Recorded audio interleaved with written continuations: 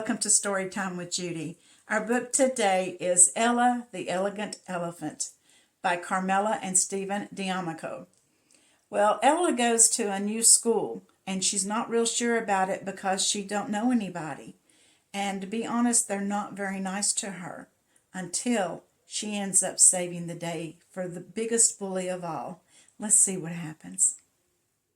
Somewhere in the great, wide Indian Ocean lie the Elephant Islands, hidden by a fog so thick that no human had ever found them.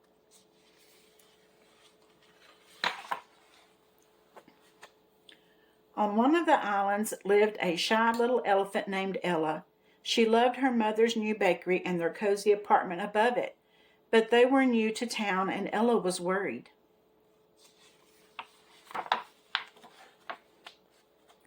School started in only 2 more days, and Ella was nervous about making new friends.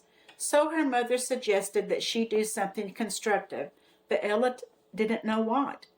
Well, there's still quite a bit of unpacking to do. Why don't you give me a hand while we wait for these cookies to cool?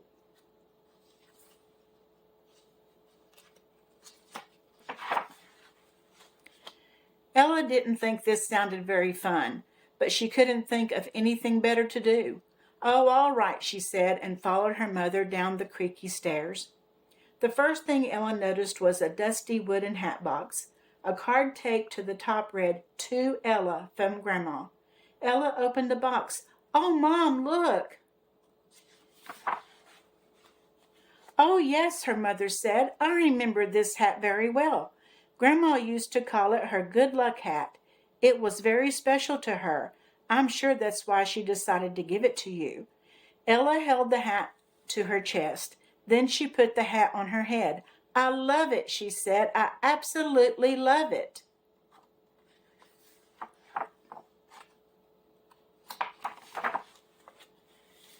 On the first day of school, Ella looked like all the other elephants in her class, except for one thing.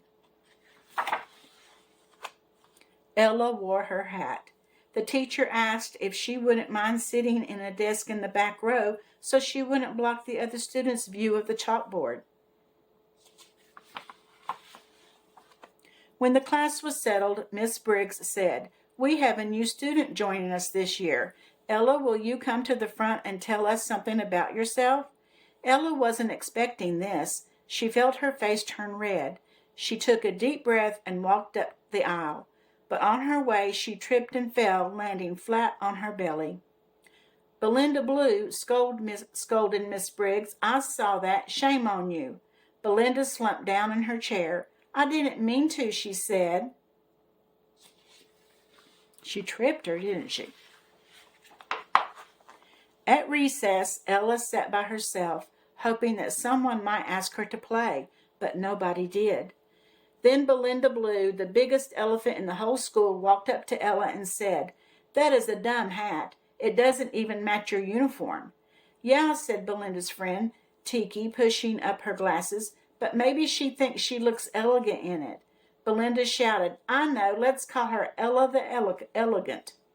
"Yeah," Tiki laughed, "Ella the Elegant Elephant."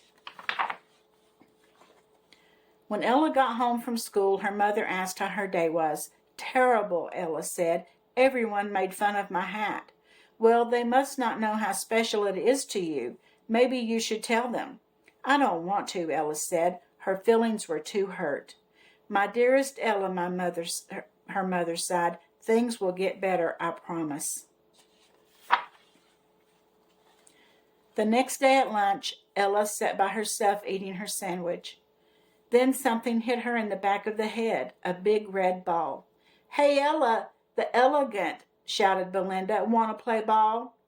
Ella didn't want to play ball with Belinda, but she was afraid if she didn't, she'd get teased even more. So she said, "Okay," and tossed the ball back. But Belinda did not toss the ball back to Ella. Instead, she threw it on top of the safety wall that surrounded the schoolyard and said, "Well, why don't you climb up and get it then?" "But it's against the rules," said Ella. "Nobody's looking," huffed Belinda. "But," Ella said meekly, "I think it might be dangerous." Belinda rolled her eyes. No, it's not dangerous. Just climb right up and throw it down. What could be more simple?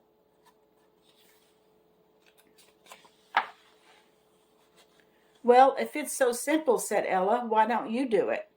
Tiki and the others turned and looked at Belinda. Fine, I will, Belinda glared at Ella, but you flunked the test. Then she turned to her friends and shouted, Well, don't just stand there, help me up. A crowd started together. Everyone wondered what was going on. So Belinda started showing off, tossing the ball from hand to hand and hopping up and down on just one foot. See how easy it is, she exclaimed. But in all her hopping and jumping around, Belinda lost her balance and slipped. Nobody knew what to do. Some of them ran off to find a teacher. Some of them covered their eyes, but most of them just stared at her. Belinda started to cry. Ella felt sorry for her. Maybe Belinda wasn't as tough as she seemed. Before she had time to think about what she was doing, Ella piped up, I'll help. She wasn't sure how, but she felt she had to try. When Ella got to the top, she said, Okay, just grab my hand.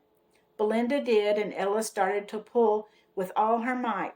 But since Ella was so small and Belinda was so big,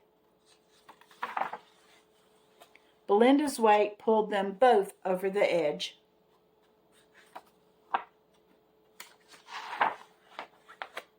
They fell, and then something amazing happened.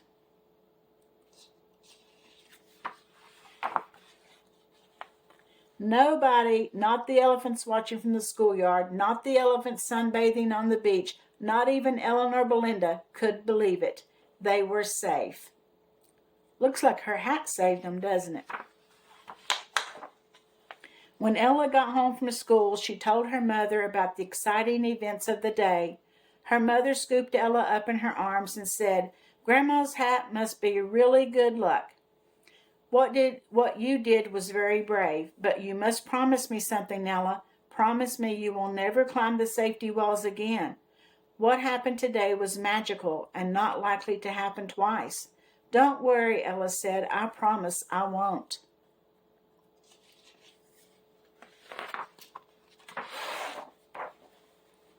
The next morning, Ella woke up much later than usual. She ran all the way to school, but still didn't make it in time. When she burst through the classroom door, she couldn't believe her eyes. Even Belinda was smiling beneath the brim of her big purple hat. Miss Briggs said, Since we can't all sit in the back row, I'll have to ask you to remove your hats just during class. So everyone sat down, and when Ella looked up at the chalkboard, she giggled.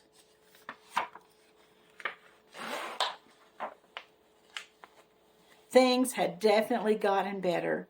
They had wrote, We love Ella on the chalkboard, didn't they?